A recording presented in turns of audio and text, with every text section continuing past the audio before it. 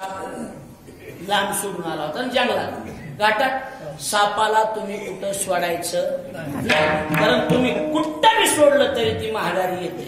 तुम्ही दिवाळीला बी नेऊन सोडा साप महागारी. आणि माहेराला गेलो बाया घरी फोन लावतात. तुमच्या काळात नव्हता, आमच्या काळात निघाले. माहेराला गेलो जास्त फोन लावणार. मी एक दिवशी म्हणलं सारखी फोन कशाला करते ते माहेराला गेले जास्त फोन. तिने सांगितलं हे तुम्हाला कळाव टायगर अभी जिंदा आहे. तुम्ही मोकळे होता म्हणून फोन करते म्हणली सारखे सारखे कसे हसत टायगर अभी जिंदा आहे. इकडे बघा पहिला वर्ग त्याला लांब कुठं सोडायचं, कुठं बी सोडा महागारी येणार. त्याला तिसरी सिस्टीम वापरायची दुष्टांत. त्या सापाचे 2 दात पाडायचे. म्हणजे बायकोचे पाटण घरी गेले तसं नाही, सापाचे दात पाडायचे. म्हणजे पहिला दात आहे मोह आणि दुसरा दात आहे आशा अपेक्षा. संसारातून अपेक्षा मोह जर काढून टाकला तर संसार त्रास देतो नाही. म्हणून आज आपण सगळेजण या निमित्तानं या ठिकाणी उपस्थित आहात. माईंचं जवळजवळ बाईंचं गोड जेवण आणि त्या गोड जेवणाला एवढ्या मोठ्या कार्यक्रमाचं आयोजन. त्यांची 7ही चिरंजीवानी एवढं सुंदर केले. 4 मुली एकदम सुंदर कार्यक्रमाचं आयोजन. म्हणजे की सप्ताहासारखंच वाटायला लागले का नाही सांगा. एवढा समाज एवढे सगळी बसलेले आणि तुम्ही सगळेजण बसलात. आपल्याला खरंच धन्यवाद देतो.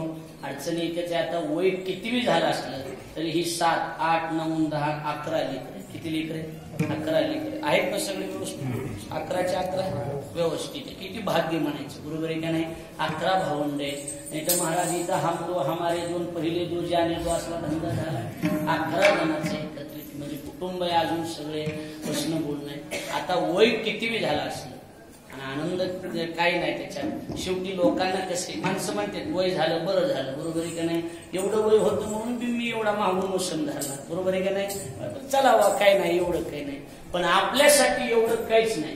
पण त्या 11 लेकरांसाठी माय जाणं ही तेवढंच दुःखाचं. जेवढं आमची माय गेल्यावर आम्हाला दुःख झालं, तुमची आई कोणाची तरुणपणा गेल्यावर ज्यांना दुःख होतं, तेवढं या वयात यांची माय जाणं म्हणजे तेवढंच दुःख आहे. कारण माय आणि लेकरू हे नातच वेग आहे. काय लागलं का? माय आणि लेकरू. माहेरात माय जिवंत असणं म्हणजे तिचे एवढी भाग्यवान व्हायच नाही. माहेरात माय जिवंत असल्याच्या नंतर किती आनंद आहे सांगा. 80 वर्षाची माय तुमच्या माहेरात जिवंत असू द्या आणि 60 वर्षाची मुलगी 80 वर्षाच्या माईला भेटायला जाऊ द्या. 80 वर्षाची माय 60 वर्षाच्या मुलीची पिशवी कधी रिकामी येऊ देत नाही. माय मुलीच्या पिशवी गहू टाकते, ज्वारी टाकते, बाजरी टाकते. कांदे काय द्यायची वस्तू असते का? पण माय मुलीच्या पिशवीमध्ये कांदे सुद्धा टाकून देते, लसूण सुद्धा टाकून देते. माहेरातली माय मरू द्या, तुमच्या पिशवीमध्ये बदल झाल्याशिवाय राहणार नाही. आई ग थोर तुझे उपकार 9 महिन्यानी 9 दिवसांनी केले कृतार्थ जन्म देऊनी थोर मला संस्कार. आई थोर तुझे उपकार.